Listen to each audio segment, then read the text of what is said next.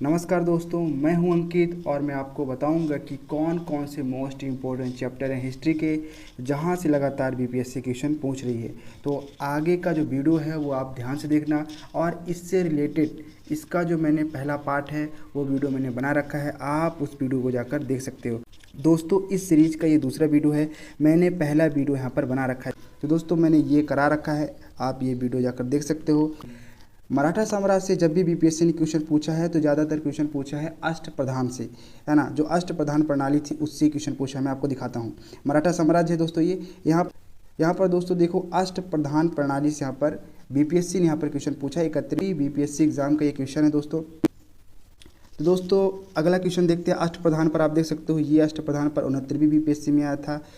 ये अष्टप्रधान पर क्वेश्चन आया था दोस्तों 66 बीपीएससी एग्जाम में क्वेश्चन आया था, ये आप देख सकते हो। इसके साथ ही आप देख सकते हो 65 बीपीएससी एग्जाम में भी अष्टप्रधान के बारे में यहाँ पर पूछा था।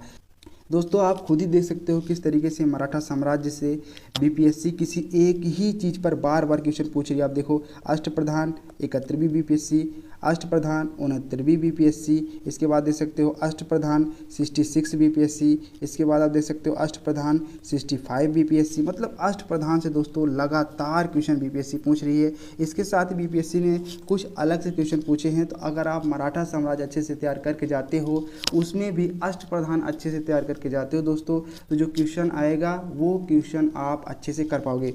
तो अष्टप्रधान आप देख सकते हो यहाँ पर किस तरीके से कई बार यहाँ पर प्रश्न में आया है। इसके साथ ही बीपीएससी ने कुछ उनकी जो प्रणाली थी, जो राजस्व प्रणाली थी, उसके बारे में यहाँ पर क्वेश्चन पूछा है। 39वीं बीपीएससी में, बहुत ही पुराना है ये। इसके साथ ही बीपीएससी ने उनकी राजधानी के बारे में पूछा है 2 बार। तो मराठा साम्राज्य से बीपीएससी लगातार क्वेश्चन पूछ रही है दोस्तों, लगातार इस चैप्टर में इंटरेस्टेड है जहाँ से ये क्वेश्चन पूछ रही है। और खासकर अष्टप्रधान दोस्तों आप खुद ही देख रहे हो किस तरीके से अष्टप्रधान से बीपीएससी यहाँ पर लगातार क्वेश्चन पूछ रही है दोस्तों। ये बहुत इंपॉर्टेंट है। देखो आप कितनी बार क्वेश्चन बीपीएससी ने पूछ रखा है, हमारे लिए ये हिंट दे रखा है वो कि आप इसको अच्छे से तैयार करके आओ, नंबर लेकर जाओ दोस्तों। इसके बाद हम देख लेते हैं अष्टप्रधान प्रणाली की। दोस्तों याद रखना मैं आपका कुछ बेसिक जो है रिवाइज करा देता हूँ। अष्टप्रधान प्रणाली जो है किससे संबंधित है? छत्रपति शिवाजी महाराज से संबंधित है दोस्तों, याद रखना। ये मराठा साम्राज्य से संबंधित है, ये आप जानते होंगे। इसके साथ ही देखते हैं अष्टप्रधान में कौन कौन है, तो इसको आप ध्यान से रखो। पहले अष्टप्रधान में पेशवा, आमात्य, सचिव, मंत्री, सुमंत, सेनापति, न्यायाधीश, पंडित राव। तो दोस्तों ये बहुत ही इंपॉर्टेंट है, फिर से मैं रिपीट कर देता हूँ। अष्टप्रधान पद में पेशवा, आमात्य, सचिव, मंत्री, सुमंत, सेनापति, न्यायाधीश और पंडित राव। दोस्तों अब इनका काम देख लेते हैं कि कौन कौन से काम ये करते हैं। हमें ये याद रखना कि जो पेशवा है वो लगभग उस समय मराठा साम्राज्य का प्रधानमंत्री हुआ करता था, जो क्या करता था, राज्य प्रशासन पर ध्यान केंद्रित करता था। दोस्तों ये विभाग भी है, आप उससे संबंधित विभाग भी याद रखो, है बीपीएससी पूछ सकता है। आमत्य जो होता है दोस्तों याद रखना, ये वित्त मंत्री होता है दोस्तों, याद रखना, है ना। ऐसे याद रखना, जो आमत्य होता है वो वित्त मंत्री जैसा काम करता है और ये राजस्व और वित्त से संबंधित विभाग की देखभाल करता है, उससे संबंधित ये काम भी करता है दोस्तों। इसके बाद देख सकते हो सचिव। सचिव क्या करता है? सचिव दोस्तों देख सकते हो शासन के आदेशों का लेखा जोखा और पत्राचार करता है। याद रखना दोस्तों, शासन के आदेशों का लेखा जोखा करता है और पत्राचार करता है, प्रशासनिक पत्राचार होता है ना। इस तरीके के विभाग भी वो कार्यरत होता है। इसके साथ दोस्तों मंत्री। दोस्तों मंत्री जो होते हैं वो क्या काम करते हैं? राजकीय पत्रों की जाँच करते हैं और गुप्तचर विभाग से संबंधित होते हैं ये, है ना। तो गुप्तचर और निरीक्षण विभाग से ये संबंधित होते हैं।